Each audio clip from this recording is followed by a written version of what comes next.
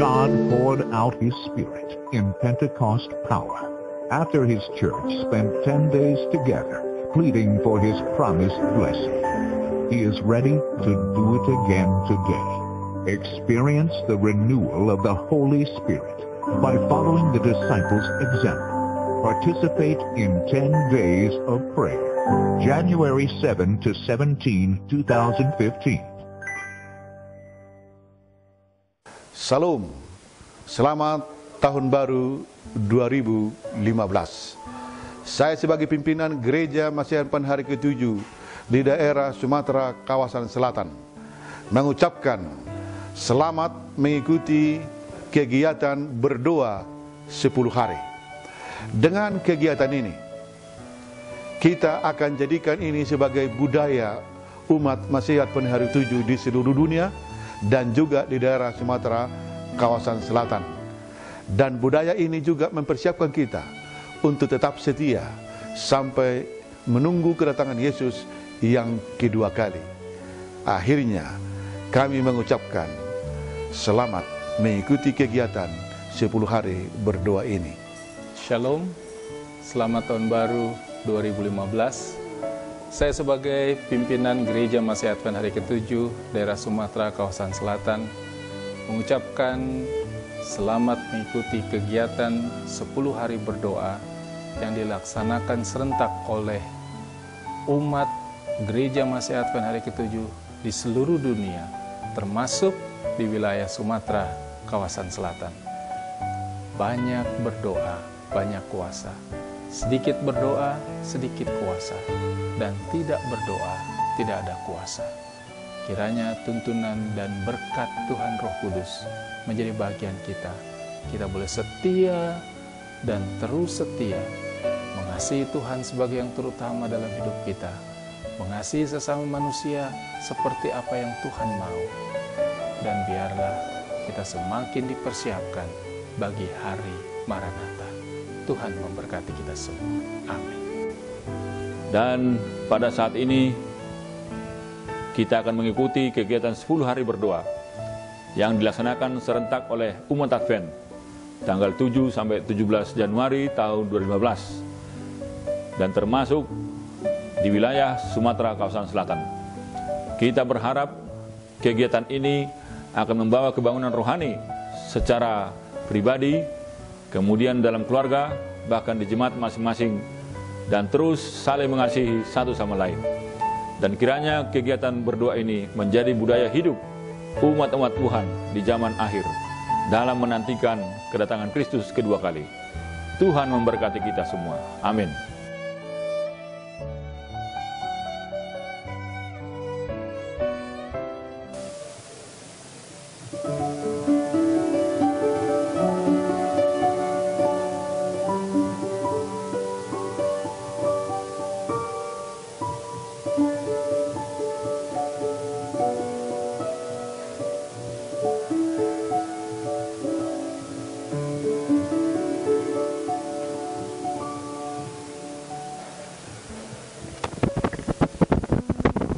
Jadi bagi saya arti doa adalah saat dimana kita berbicara kepada Allah dimanapun kita berada untuk mengutarakan isi hati kita, untuk mengutarakan apa yang menjadi kebutuhan kita kepada Allah. Doa adalah komunikasi kita kepada Tuhan. Dengan doa kita bisa berkomunikasi dengan Tuhan dan bisa meminta apa keinginan kita dengan iman kita sehingga doa kita bisa dikabulkan. Doa adalah nafas hidup bagi orang Kristen. Doa bagi orang Kristen. Kita tahu doa memiliki kuasa. Kuasa dalam mengubah hidup seseorang. Dengan berdoa, orang yang tadinya jahat bisa berubah menjadi baik hati, rendah hati, dan memiliki kelemah lembutan. Doa juga memiliki kuasa penyembuhan. Bagi mereka yang sakit, dia akan disembuhkan. Kalau menurut saya definisi doa itu adalah satu percakapan pribadi yang sangat khusus kepada Tuhan. Menurut saya sih doa itu merupakan satu sarana, alat yang bisa kita gunakan untuk berkomunikasi sama pencipta kita. Jadi gak cuma orang Kristen tapi agama lain juga seperti itu. Dan doa itu bisa kita gunakan untuk menyampaikan apa keluh kita, apa keinginan kita, apa pujian kita, atau pengampunan kita kepada Tuhan. Doa adalah berbicara dengan Tuhan, di mana apa yang kita syukuri, apa yang kita minta, dan kita selalu bersyukur atas segala jawaban doa. Walaupun jawaban doa mungkin tidak sesuai dengan yang kita inginkan, tapi Tuhan pasti akan berikan yang terbaik bagi kita. Kalau menurut orang Kristen, saya mungkin secara luas ya, tapi kalau untuk pribadi, menurut saya berdoa itu adalah bercakap-cakap dengan Yesus. Berdoa juga mengadukan segala masalah pribadi ya kepada Yesus. Dan juga kadang-kadang kita ada tempat yang kita nggak bisa curhat dengan orang lain, kita bisa curhat dengan Yesus dengan berdoa. Doa adalah kita menyampaikan isi hati kita kepada Tuhan. Kita memohon sesuai dengan isi hati kita. Apa kita berterima kasih, apa kita memohon kepada Tuhan, nggak usah diatur-atur atau dihafal-hafal, tapi betul-betul keluar dari isi hati kita. Makna berdoa bagi orang Kristen atau umat Tuhan ya adalah untuk hubungan kita lebih erat kepada Tuhan dan untuk ungkapan hati kepada Tuhan, karena itu adalah nafas setiap hari di dalam kerohanian.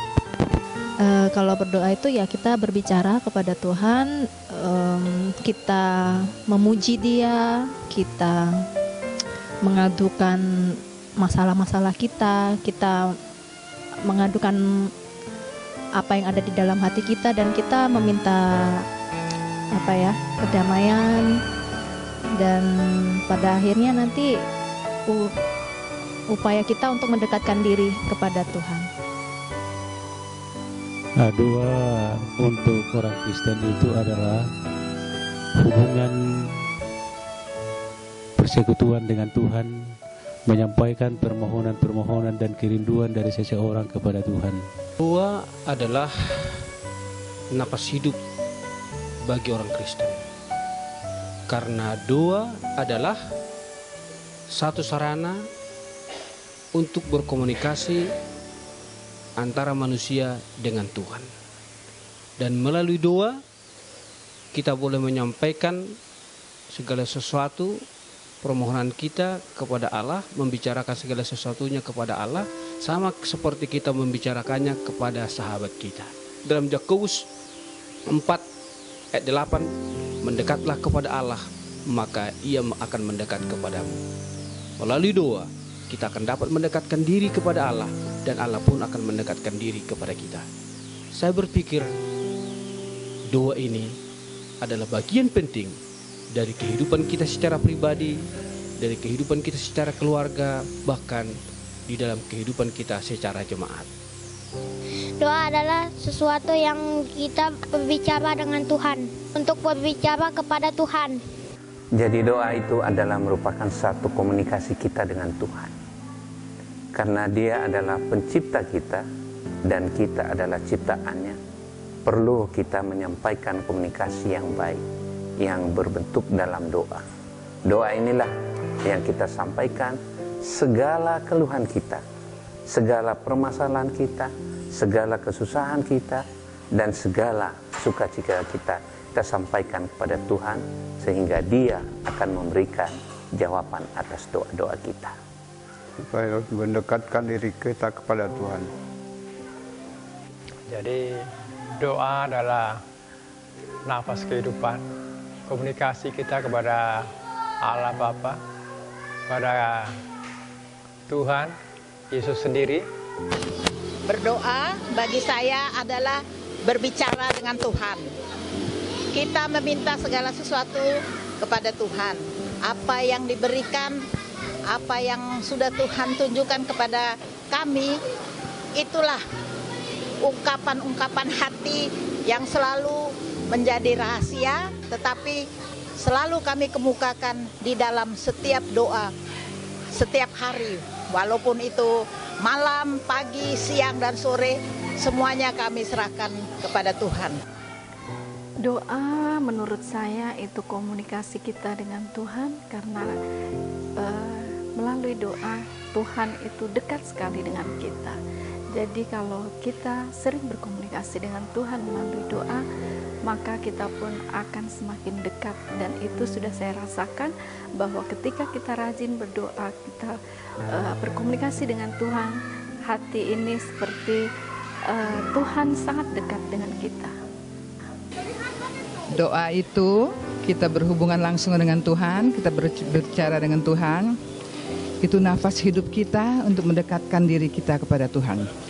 Tuhan sangat senang kalau kita apa yang kita inginkan, kita langsung kita bicarakan dengan Tuhan. Doa itu adalah nafas hidup atau nafas hidup kita untuk berkomunikasi dengan Tuhan. Tanpa doa kita tidak sepertinya mati kita tanpa doa itu. Doa itu adalah hubungan kita kepada Tuhan. Kita tidak pernah bisa berhubungan dengan Tuhan karena Dia tidak pernah kita lihat dengan mata kita sendiri, dan kita tidak pernah dengar suaranya. Hanya melalui doa lah kita bisa berhubungan dengan Dia. Tetapi walaupun hanya dengan doa, kita percaya kepada Dia karena di dalam doa-doa kita Dia menjawab doa-doa kita itu. Itulah sebabnya orang-orang Kristen percaya akan doa, karena doa itulah sebagai alat penghubung kita kepada Tuhan kita, yaitu Tuhan Allah ataupun Yesus Kristus.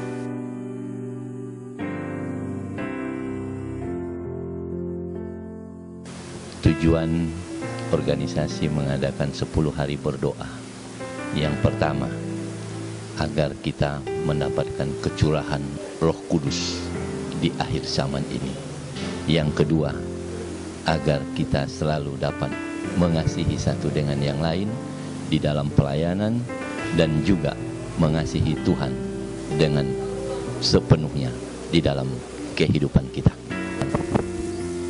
Ya, paling tidak kita dalam 10 hari berdoa ini kita bisa merasakan kehadiran Roh Kudus dan mempersiapkan umat, membiasakan untuk tetap berdoa di awal tahun. Kita memulai dengan doa, pasti nanti akan kita di tengah juga akan berdoa dan di akhir juga akan berdoa. Nah, itulah untuk kita lebih dekat lagi kepada Tuhan. Dan kita lihat situasi sekarang ini, apabila kita tidak diadakan pekan doa gini, maka godaan-godaan yang dari luar banyak sekali masuk. Tujuan diadakannya 10 hari berdoa ini secara pribadi adalah untuk mengawali segala kegiatan kita 1 tahun ke depan.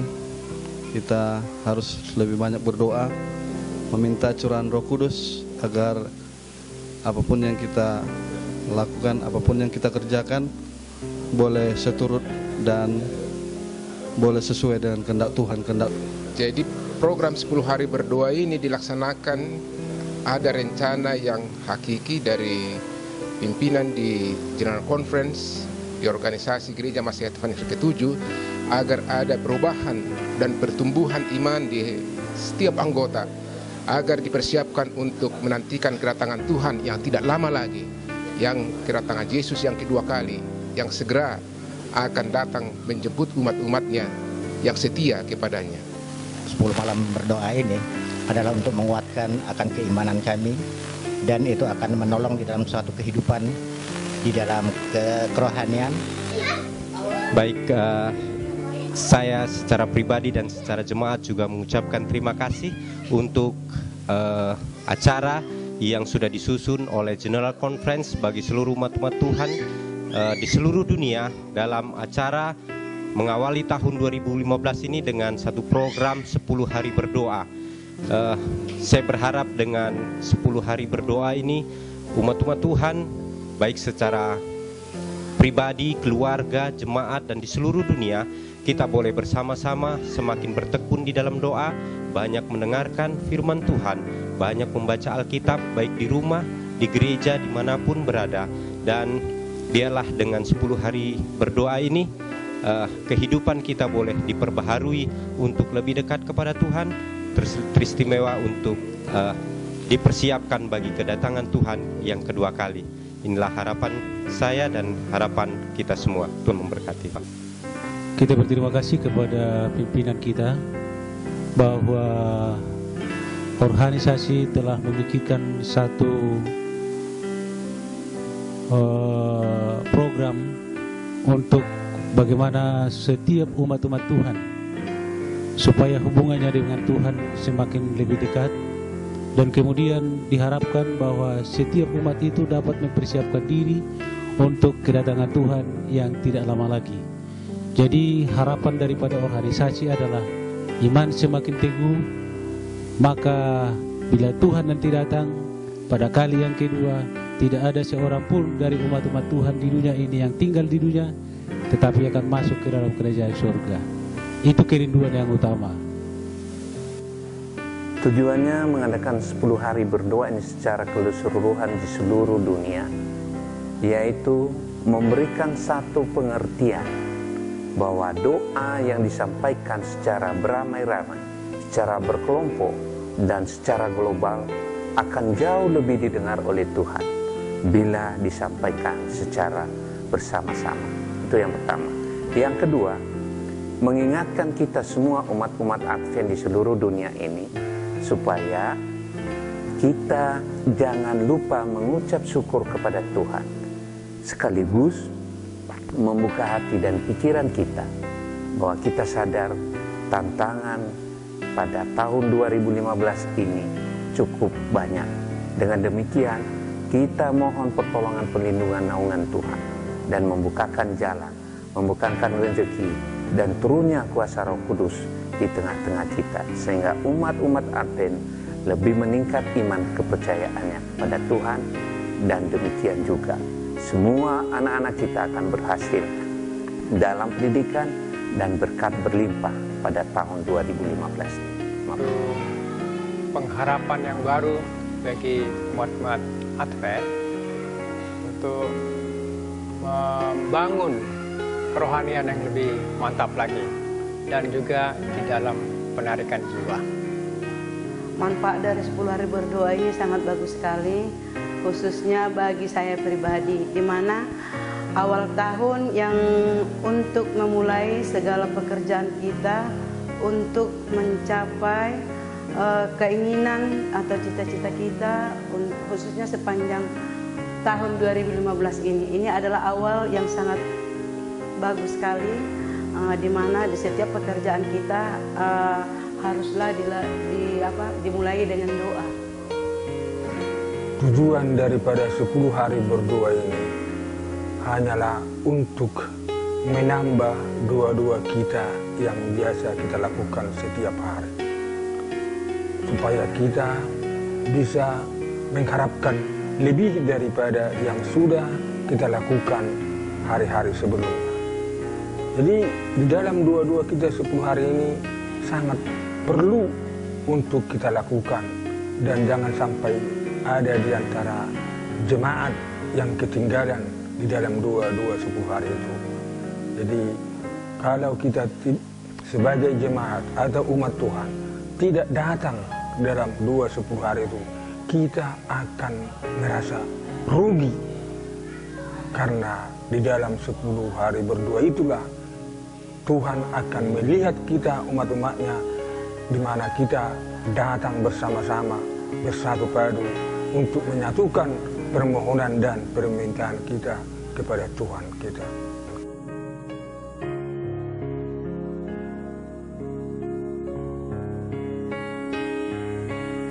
Ya, paling tidak di tahun-tahun sebelumnya mengalami 10 hari berdoa itu ada kita mengalami suatu kebangunan. Buktinya kita semakin aktif dan terlibat dalam setiap acara-acara rohani, baik KPA, baik belajar sekolah sahabat. Kita ada pantauan-pantauan khusus dari ini, melihat perkembangan-perkembangan di jemaat itu sendiri.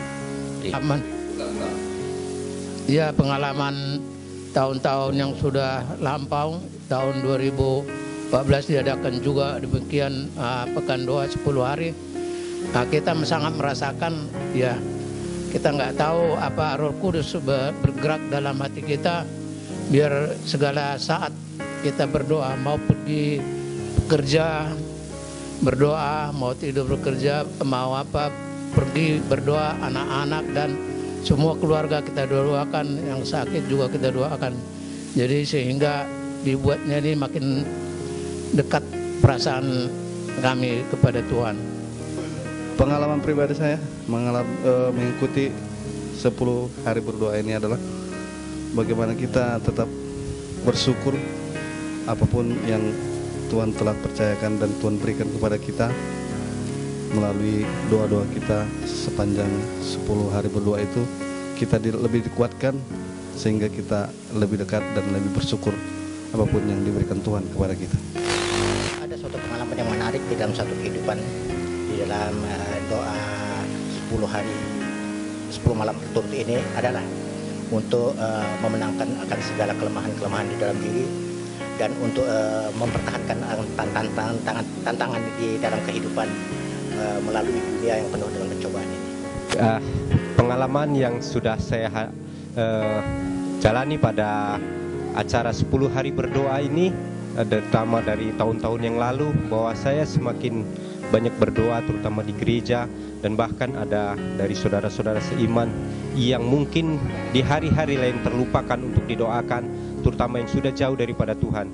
Dan di 10 hari berdoa inilah kami boleh dapat mendoakan mereka, karena kami berharap mereka akan kembali bersama-sama dan kami untuk memuji dan memuliakan nama Tuhan di dalam gereja Tuhan ini. Itu pengalaman yang sangat luar biasa bagi saya secara pribadi. Ya, tentunya ada pengalaman.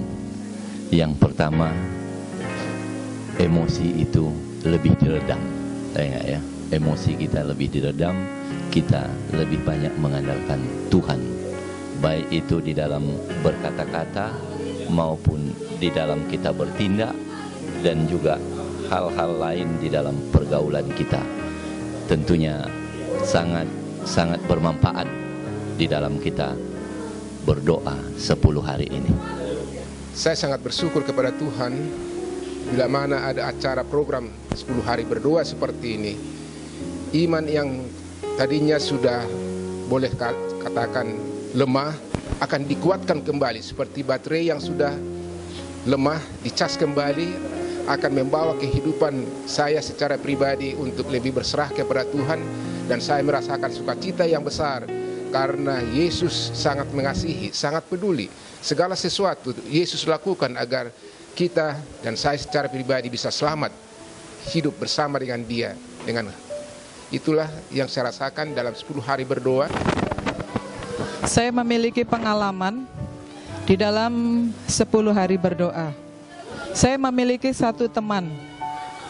Teman ini adalah teman saya bertemu pada saat saya belanja di pasar. Dan ini adalah menjadi satu teman doa saya sampai pada hari ini.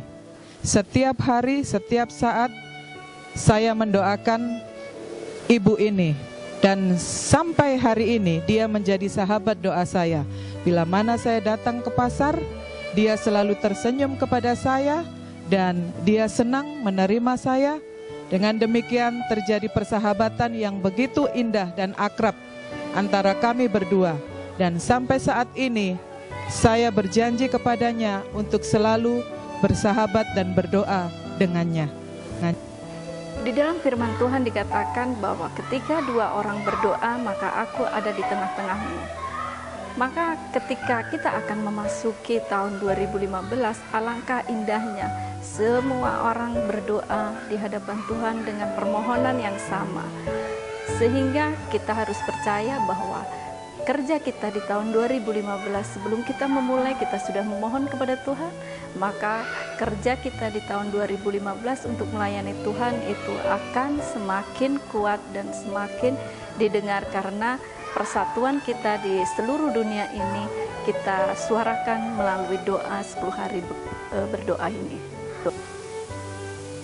Baiklah, bagi saya selama saya mengikuti 10 Days of Prayer ini, pengalaman-pengalaman yang menjadi pengalaman rohani bagi saya adalah di mana kita bisa diingatkan kembali kepada kehidupan kita, kehidupan orang Kristen yang seperti seharusnya, di mana kita harus menomorsatukan doa di dalam kehidupan kita. Kita merasakan lagi bagaimana pentingnya doa itu di dalam kehidupan kita, dan percayalah apabila kita selalu mengingat Tuhan dan menomorsatukan doa di dalam kehidupan kita, maka segala sesuatunya akan menjadi mujizat bagi kita setiap harinya. Secara khusus pengalaman rohani bagi saya sebagai seorang gembala atau sebagai seorang pendeta, melalui kegiatan 10 hari berdoa, saya secara pribadi boleh mendapatkan pertumbuhan iman dan kerohanian, semakin berserah kepada Tuhan di dalam pelayanan dan dalam keluarga.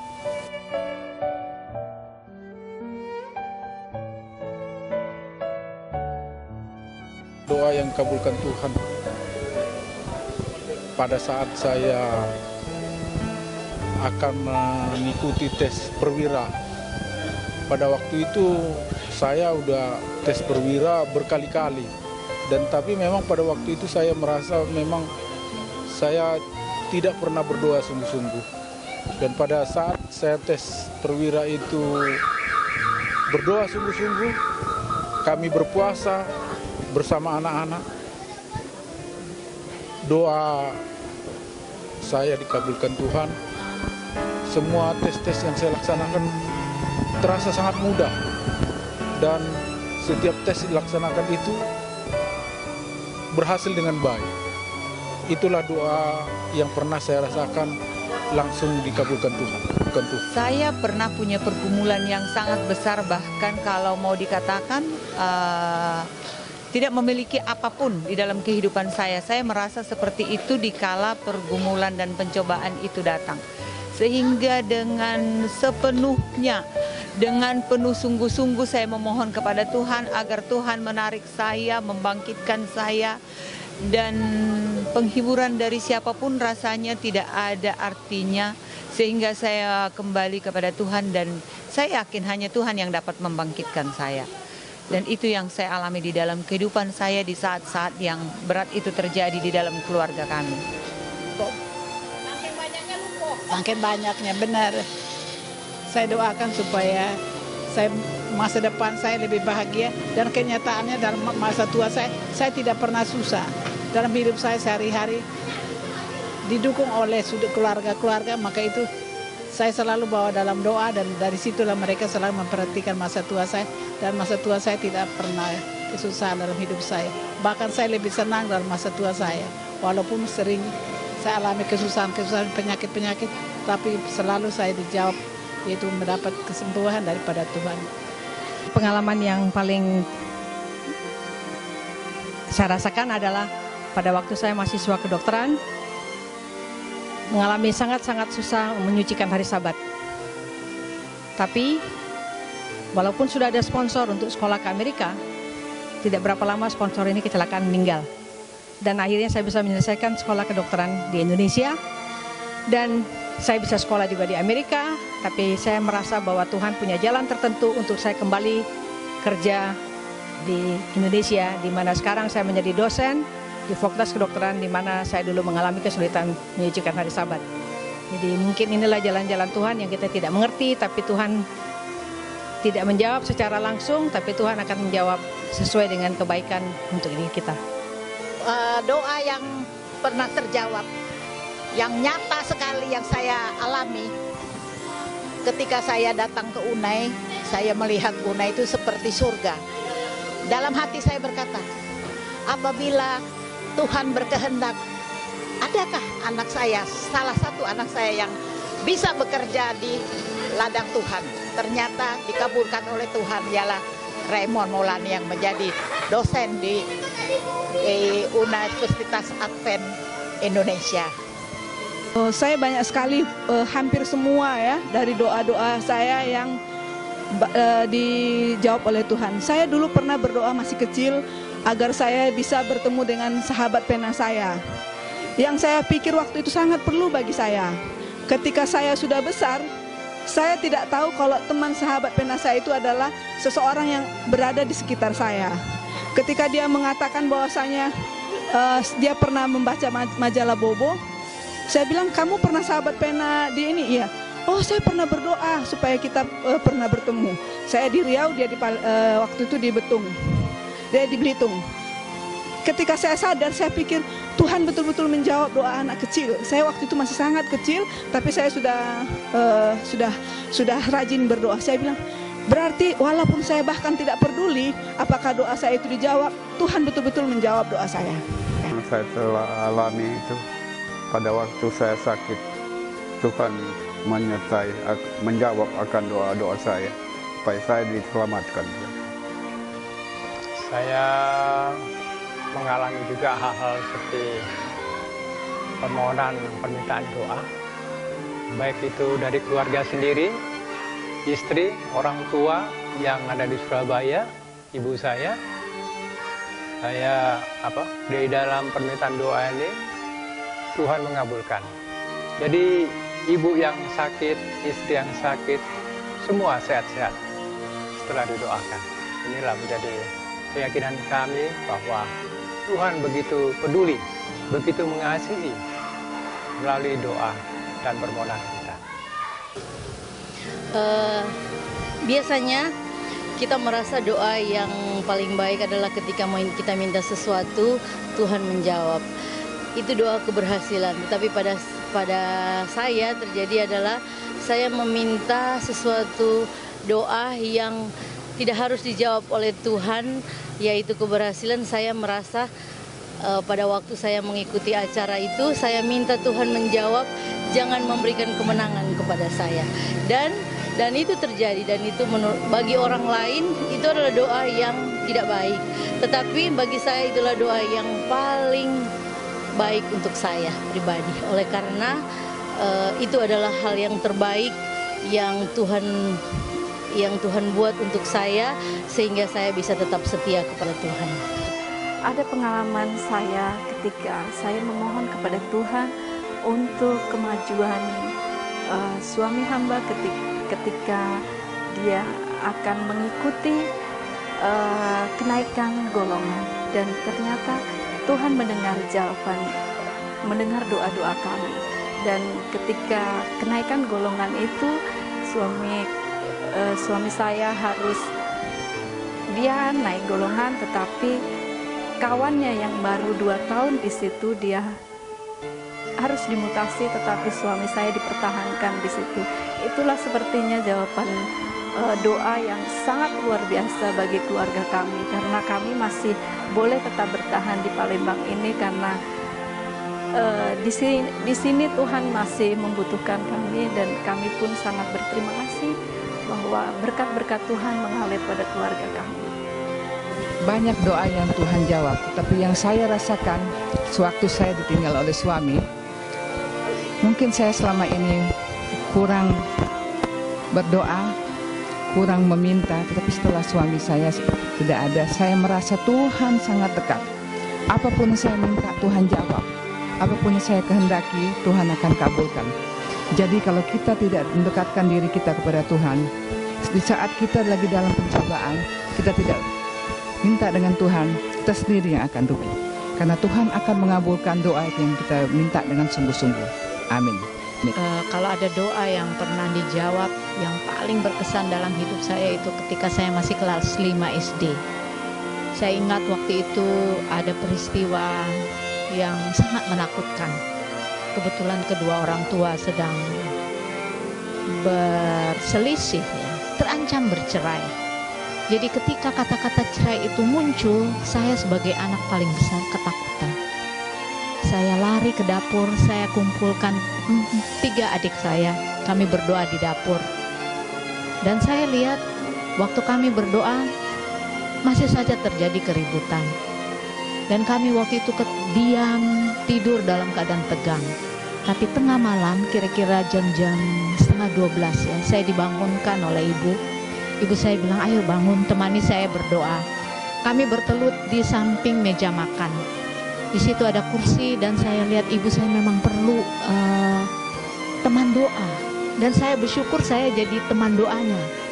Dan waktu itu saya dengar dengan suara yang sangat sederhana dia berdoa, Tuhan tolonglah masalah yang terjadi di rumah ini supaya jangan terlalu lebar, supaya selesai, supaya terjadi perdamaian. Ini malam Jumat, besok kami mau ke gereja. Amin. Dan besok saya lihat seperti badai di Galilea, yang tadinya ribut, kacau, pagi itu tenang. Dan kami lihat waktu itu, saya secara berarti lihat semua seperti tidak ada yang heboh, seperti tidak pernah ada badai. Semua mandi seperti biasa, kami siap-siap ke gereja, makan pagi, dan kami ke gereja. Dan saya kira itulah doa yang langsung dijawab dalam waktu 24 jam. Dan itu sangat berkesan ketika saya masih kecil, dan dari situ saya percaya saya harus lebih banyak berdoa. Puji Tuhan untuk pengalaman itu.